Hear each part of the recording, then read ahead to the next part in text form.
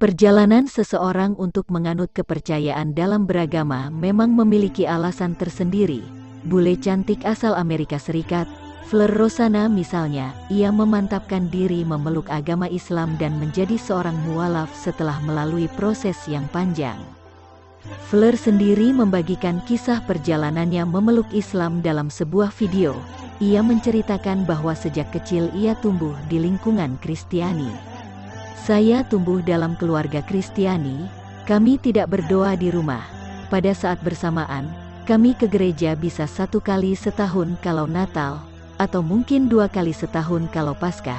Saat tiba di gereja kami tidak berdoa, tapi kami belajar di sekolah Kristen, di mana kami diajari tentang Injil, ungkap Fleur, mengawali ceritanya, dikutip dari YouTube Barat Bersyahadat. Fleur mengaku, saat itu ia juga memiliki kitab Injil versi anak-anak yang sangat disukainya. Namun, saat melihat ke belakang tentang kehidupannya, ia merasa dibesarkan dengan moral dan nilai yang sama sebagaimana ajaran dalam Islam. Saat masih kecil saya selalu percaya Tuhan itu ada, tak ada keraguan saya terhadap Tuhan, meskipun keluarga saya tidak meyakininya, ujar Fleur melanjutkan ceritanya. Ia menceritakan, saat berumur sekira 6 atau 7 tahun, ia selalu rebahan di kamarnya. Seketika ia berlutut di dekat ranjang lalu berdoa pada Tuhan. Hal tersebut berupa dorongan walaupun ia tak mengetahui bagaimana cara berdoa, tapi semenjak itu ia tetap berdoa kepada Tuhan dengan cara tersendiri. Beranjak dewasa, ia pun selalu berdoa pada Tuhan setiap malam terutama saat ia akan menghadapi ujian sekolah.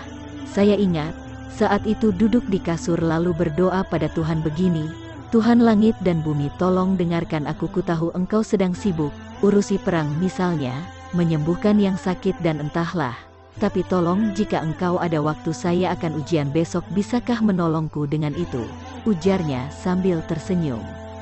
Di saat bersamaan, Fleur mulai memiliki hobi menulis yang semakin hari semakin besar sampai ia berumur remaja. Awalnya ia selalu menulis cerita seputar hewan, namun, seiring bertambahnya usia, tema tulisan ceritanya pun berubah menjadi lebih agamis. Anehnya, ia selalu menulis tentang Islam, sedangkan ia tak mengenal agama itu sama sekali. Saya tak tahu kenapa, ini adalah murni minat saya yang aneh karena saya tumbuh di satu desa yang populasi muslimnya itu 0. Bahkan saya tidak pernah bertemu dengan seorang muslim satupun di kehidupan nyata.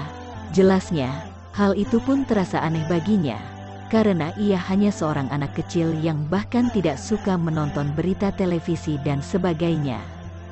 Saya punya minat aneh pada Islam, dan sekarang Islam adalah pandangan hidup buat saya.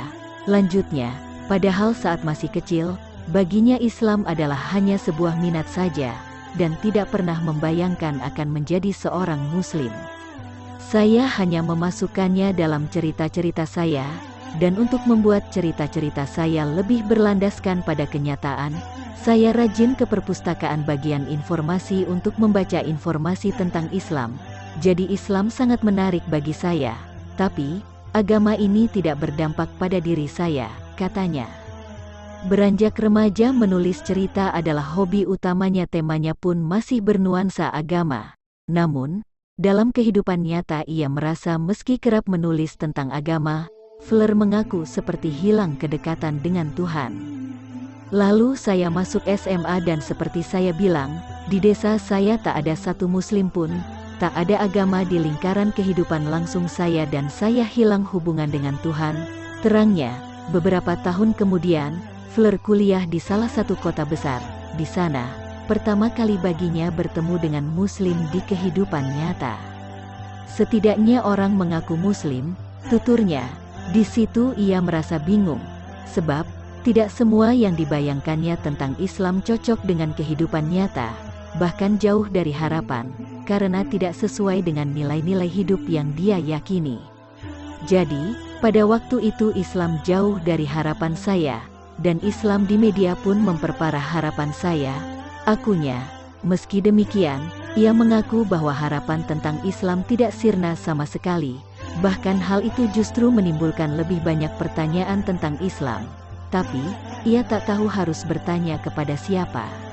Hingga akhirnya saya bertemu suami. Jadi, suami saya adalah salah satu muslim pertama yang saya temui yang sesuai dengan gambaran saya tentang Islam yang seharusnya, imbuhnya. Dia cocok dengan Islam dalam cerita saya dan perilakunya pun cocok dengan saya. Jadi bagi saya, dia adalah orang yang pas untuk jawab semua pertanyaan saya. Intinya dia bisa memberikan jawaban atas pertanyaan saya dan semuanya logis. Karena semua logis bagi saya jadi punya motivasi ekstra untuk meneliti Islam kembali, sambungnya.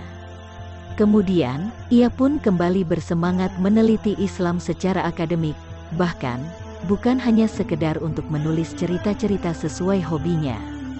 Jadi ini adalah periode yang berlangsung 1 tahun atau bahkan kurang 1 tahun.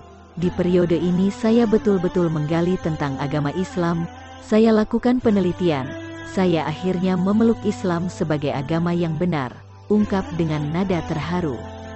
Dari perjalanannya itu dalam menemukan Islam, catatan yang ingin ia tekankan adalah betapa penting menemukan orang yang tepat dalam perjalanan menuju Islam.